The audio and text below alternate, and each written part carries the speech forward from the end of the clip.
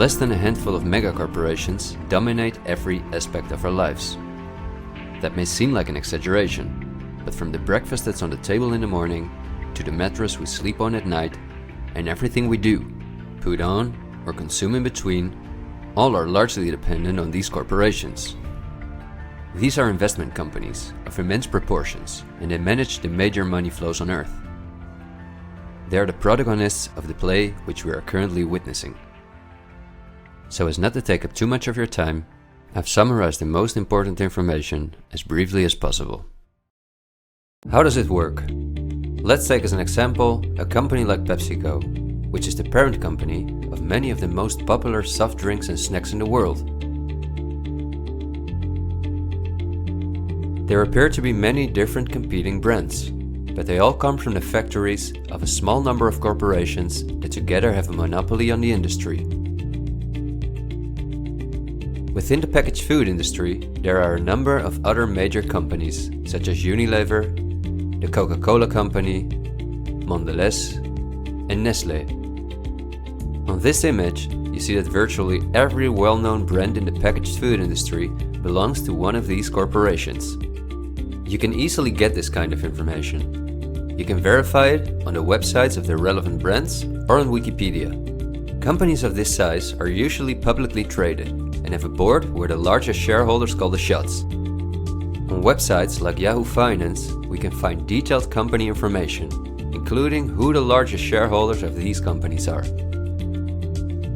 Let's take PepsiCo again as an example. We see that 73.14% of the shares are held by no less than 3,379 institutional investors.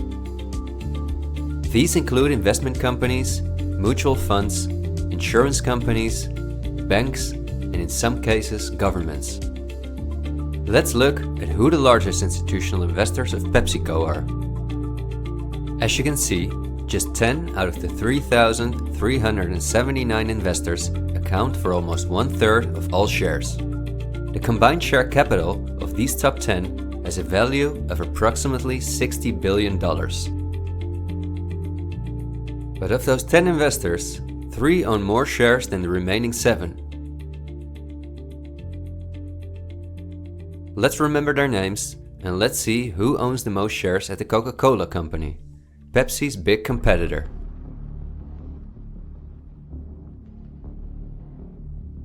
We see that just like with PepsiCo, the majority of the shares are held by institutional investors.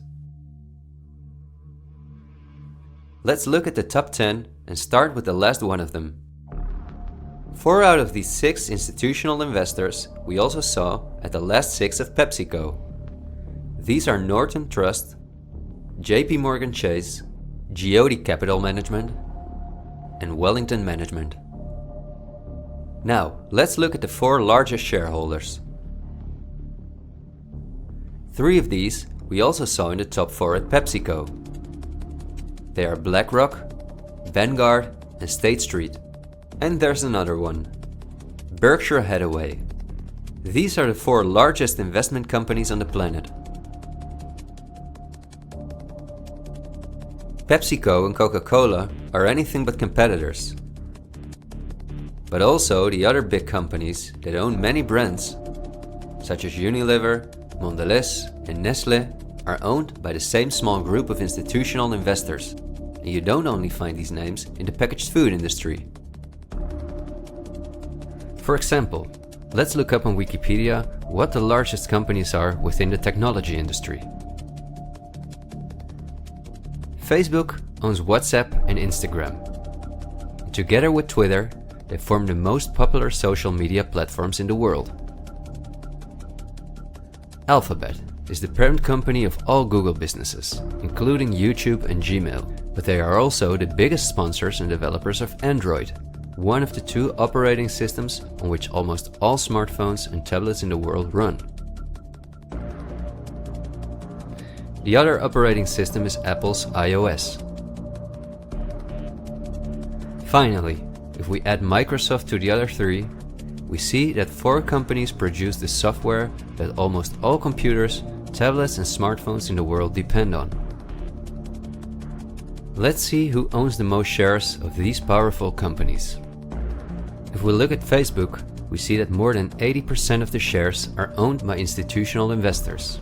These are the same names we saw in the food industry. Again, the same investors at the top.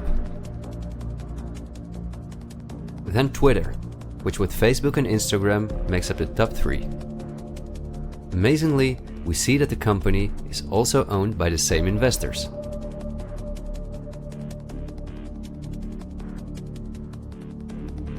We see them at Apple, but also with their big competitor Microsoft.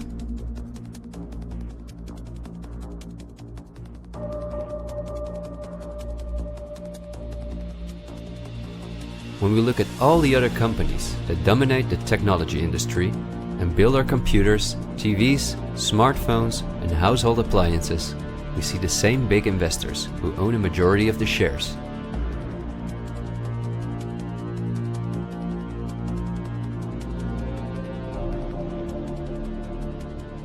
We see this within all industries around the world. And just to show you that I'm not exaggerating, I'll give you another example. Let's say we want to plan a vacation. On our computer or smartphone, we look for a cheap flight to the sun through websites like Skyscanner and Expedia, both of which belong to the same group of institutional investors. We fly with one of the many airlines, of which the majority of the shares are often owned by the same investors or by governments, like Air France-KLM. The aircraft we fly is in most cases a Boeing or an Airbus. Again, we see the same names. We look for a hotel or an apartment through Booking.com or Airbnb.com.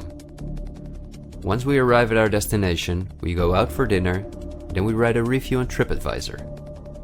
The same investors are at the basis of every aspect of our journey, and their power goes even much further, because even the kerosene that fuels the plane comes from one of their many oil companies and refineries.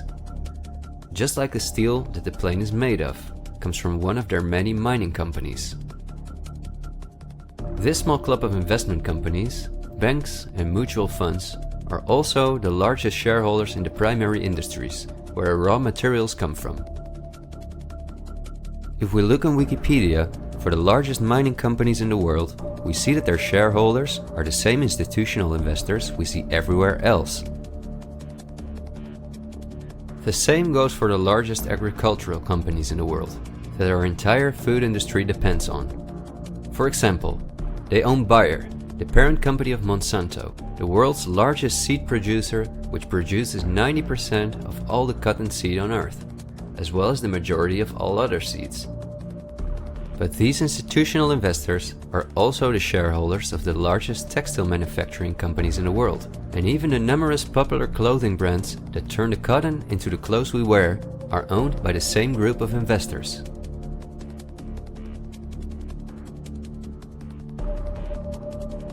Whether we have the world's largest solar panel producers or the largest oil refineries, the shares are managed by the same companies.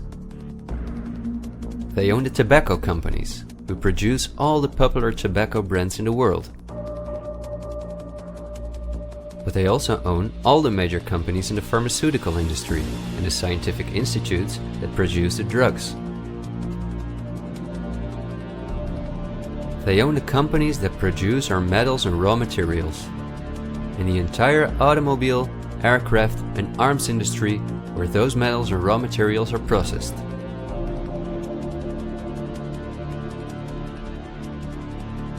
They own the companies that build our electronics. They own the big department stores and online marketplaces.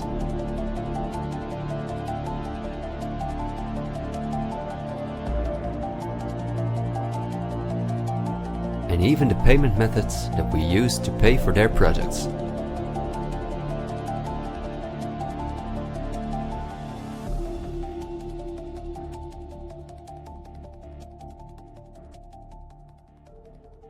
Because I want to keep my story as short as possible, I've decided to only show the tip of the iceberg.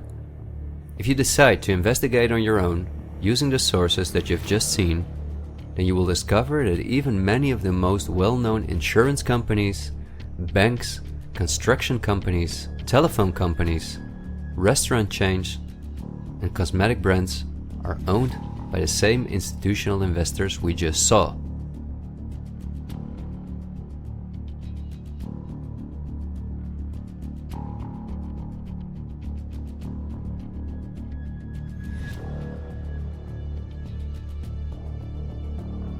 These institutional investors are, as I told you earlier, mainly investment companies, banks and insurance companies. They are in turn also owned by shareholders. Now, what is the most amazing thing? All of these institutional investors own each other's shares, and together they form an immense network that we can compare to a pyramid. The smaller institutional investors are owned by larger investors, who in turn belong to even larger investors. The visible top of this pyramid consists of only two companies, and we have seen their names many times by now. They are Vanguard and BlackRock. The power of these two companies is something we can barely imagine. Not only are they the largest institutional investors of every major company on Earth, they also own the other institutional investors of those companies, giving them a complete monopoly. According to a report by Bloomberg, one of the most respected institutions in the world in the field of financial data and analytics, experts expect that by 2028, both companies will collectively manage about $20 trillion in investments, and in the process will own almost everything on Earth. The same Bloomberg called BlackRock the fourth arm of government, because it is the only non-government entity that has a close relationship with the federal banks, also called the central banks.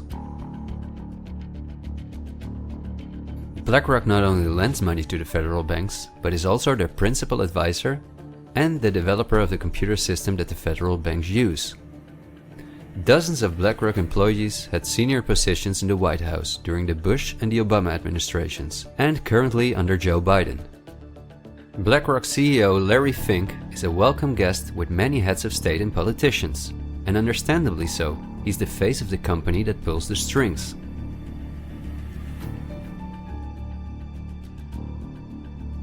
Yet Larry Fink does not pull the strings himself. In fact, BlackRock itself is owned by shareholders. And if we look at who those shareholders are, we come to a strange conclusion. We see that BlackRock's largest shareholder is Vanguard, and this is where it gets dark. Vanguard itself has a unique structure that makes it impossible to see who its shareholders or clients are. The elite who own Vanguard don't want anyone to know that they are the owners of the most powerful company on Earth. But of course, this is no secret to those who are willing to look into it. Reports by Oxfam and Bloomberg show that 1% of the world's population collectively owns more money than the other 99%. Indeed, Oxfam claims that as much as 82% of all the money earned in 2017 went to this 1% of people. Naturally, those who own the most powerful company on Earth would also be the richest among this 1%. In other words, they are part of the 0.001%. Forbes, the most well-known business magazine in the world, claims that by March 2020 there were some 2,075 billionaires. Oxfam's report showed that 2/3 of all these billionaires obtained their fortune through inheritances and monopolies.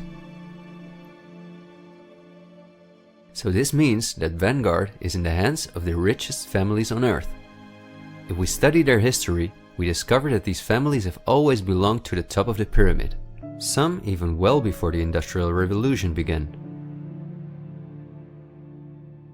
Because their history is so interesting and extensive, I will explain some more about them in the follow-up video that I'm currently working on.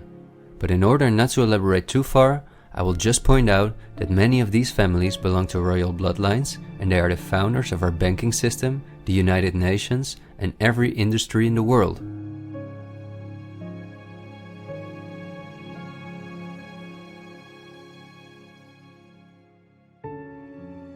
These families never lost their power, but because of an increasing world population, they were forced to hide behind investment companies such as Vanguard, whose largest shareholders are the private funds and non-profit organizations of these families.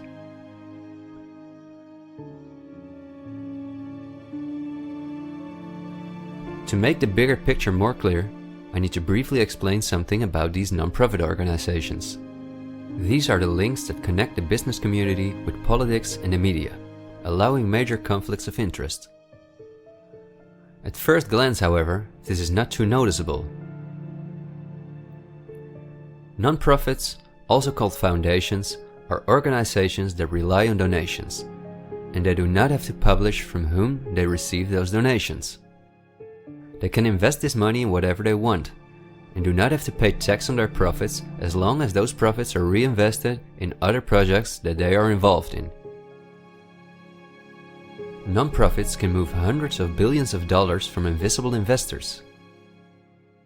According to a report by the Australian government, this makes non-profit organizations ideal to finance terrorist groups and launder large sums of money.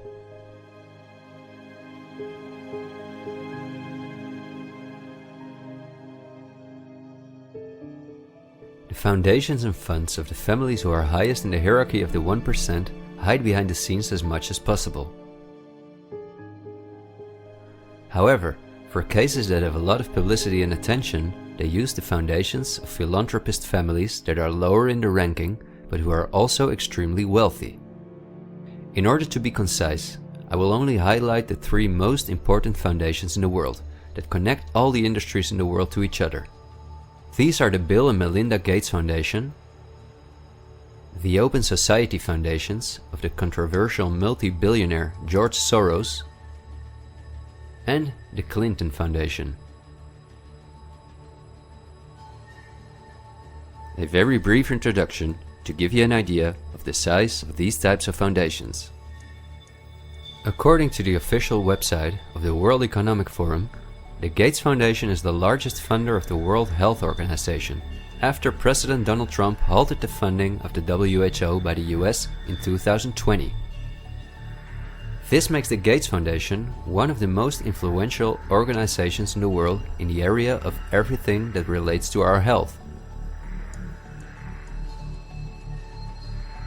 The Gates Foundation has a close partnership with the 16 largest pharmaceutical companies in the world, including Pfizer, AstraZeneca, Johnson & Johnson, BioNTech, and Bayer, and we have just seen who own the most shares of these companies.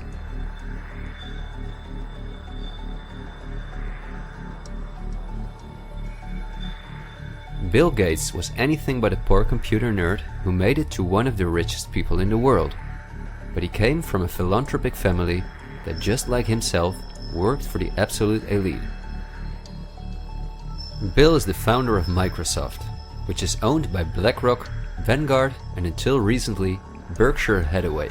But at the same time, the Gates Foundation is the largest shareholder after BlackRock, Vanguard, and State Street in Berkshire Hathaway, where he was even on the board for a while.